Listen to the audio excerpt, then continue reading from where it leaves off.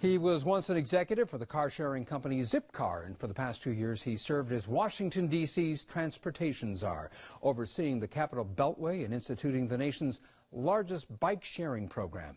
When Rahm Emanuel became mayor, he brought along Gabe Klein to be the new commissioner of the Chicago Department of Transportation. So, what is Klein planning for the streets, railways, and crosswalks of Chicago? Gabe Klein joins us now. Welcome to Chicago Tonight, and welcome to Chicago. Thank you, Phil. I appreciate that. My understanding is you'd only been in Chicago a couple of times before you took the job. That's true. That's true. And I was really missing out. It's a beautiful city. I think when you're on the East Coast, you don't realize how much there is in Chicago. I don't know if it's this East Coast focus that we tend to have there. I've heard of that. You know, but it's a wonderful city. I'm learning a lot about it right now. What is it the mayor said to you to get you to take the job here in Chicago? Well, you know, there are a lot of things. We had a really nice, probably almost 2-hour conversation about the challenges here. And I was, first of all, very interested in working for the mayor because he reminded me a lot of my old boss in Washington, who was very results-oriented, eyes on the prize, really wanted to work quickly, expeditiously, to make this a world-class city. It is a world-class city, don't get me wrong, but to make sure it continues to be, and from an economic standpoint, that it's a powerhouse, which it should be. You're seen as a proponent of alternative forms of transportation, and you've said that you think people may really not need a car in the city. Expand on that. Yeah, and look, I realize some people do need cars, so I'm not saying all people don't, but I'm saying the more people we can get out of a car that don't need to be in one. For instance, myself, I'm living in the South Loop. I can ride my bike to work in 12 minutes. I can take transit in about 25. I can walk in about 35.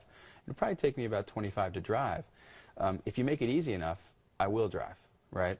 So what we want to do is get people off the road that don't need to be, so that those who really need to drive can. You have some ideas for people who choose not to drive, for people who are for pedestrians, and one of them is a pedestrian scramble. Describe what is a pedestrian scramble. Right. Well, okay, just so you know, that article in the paper, which was very good, they asked me what are some of the things I did in my previous positions that were innovative, that maybe could translate into something here in Chicago. So the pedestrian scramble was something that we piloted. I'm a big fan of piloting things and trying new things. Particularly things that are low cost and potentially high return. And the pedestrian scramble, what you do is you take a four-way intersection and you give the pedestrian 3 to 5 seconds advance before the light turns green.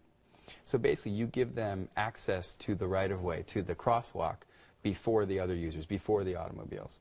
When you combine that with limiting left and right-hand turns, you can make it much, much safer. You can cut pedestrian conflicts with automobiles and buses and trucks by over 50%. That's what we saw in Washington in one intersection that we tried it. And so, yeah, we might try it here. But we don't have a lot of definite plans yet. We're in the process of gathering information and putting the plans together. Is your understanding that the mayor is open to your experimenting with some of these new forms of how pedestrians get around, for example? Well, I think he's very open-minded and forward-thinking. I'll tell you that, and that's why I'm here. But I'll also tell you that we haven't put our agenda together yet and put it in front of him. However, he did make certain commitments when he was running.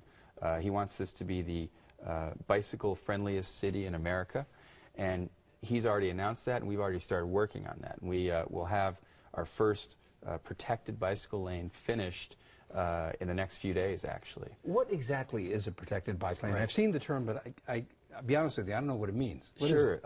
Most people don't, so don't feel bad, and this is the first one of its kind here in Chicago. Essentially what you do is you take a standard street where you have the sidewalk, and then you've got parking, and then you've got a bicycle lane, and then you've got car traffic. And you take the parking lane and the bicycle lane and you reverse them. So the bike lane is between the sidewalk and where the cars park? Exactly. Oh, I see. And you create an added buffer for the pedestrians, for the cyclists, and you also put the street often on what's called a road diet, where you slim it down a little bit. When you're on a freeway and there's no other cars, people go very fast. I live on South Michigan Ave. People drive very fast. When you put angled parking in or bike facilities or move the parking in, people slow down. And one of my biggest priorities for Chicago, having been here now for a little over a month, is to slow people down. We have very unsafe conditions out there for motorists, for pedestrians, and for cyclists, as well as folks trying to get on transit. So we need to slow people down. I know people are frustrated. I know they want to get to work. They want to get home. There was an 8-year-old girl that was killed the night before last on her bicycle, just coming out of her driveway, and it was a hit and run. You know, my heart goes out to that family, and I think it's never worth going that fast. You also floated the idea of putting screens in bus shelters. Is that a definite go? No, this is another one of the ideas that the reporter asked me about, and I said, well, this is something that we were piloting in D.C. right before I left. This is a very simple idea. It's basically taking all the different modal information, the bus information, the rail information. You can put taxi stand information, car sharing information, and we also had bike sharing information, all in real time on one screen. Because the fact is, not everybody's got a mobile phone. This information should all be going to people's phones. But we want to make sure everybody's got access to this information. So I'm very interested in partnering with John Tolva, our new Chief Technology Officer. He's excited about this idea. And working to pilot this in a few shelters around the city. People like it. We can get funding for it. But potentially there's more. We have to work with CTA on this as well. Back to the issue of bikes. You instituted the largest bike sharing program in the nation in Washington. Is that something that you're thinking about also trying here in Chicago? Yes. That's something I'm very interested in doing here. And, you know, we have such serious infrastructure needs in Chicago. I mean, all over the country. But in Chicago, look at our road conditions. Not very good, typically.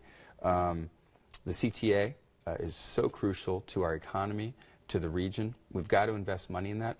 So what I've been telling people is I feel like my job is to look at low-cost, high-return, high-impact investments. And I can tell you that the bike sharing program can change the way people feel and the way people move around the city. It was amazing when we launched it in my prior life. We just did a story here on our program on the Bloomingdale Trail, the elevated 3-mile stretch of abandoned railway that might be used as a transportation corridor. Describe the city's commitment and interest in actually having that come about.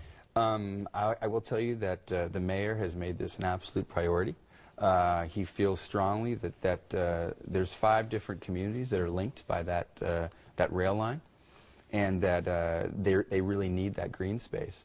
So this is a partnership between CDOT, the park agency for the city, the Department of Economic Development and Housing, and also the Trust for Public Land. So it's really a big partnership. And we're going to rely on private money as well as public money and some federal money. We just kicked off the first phase, the phase 1 of that. We're actually working on the design. We kicked it off last week. So it actually is moving forward. It's been talked about for a long time, and the mayor wants to really get it done. Gabe Klein, thank you so much for stopping by. We appreciate it. Thank you so much for having me, Phil.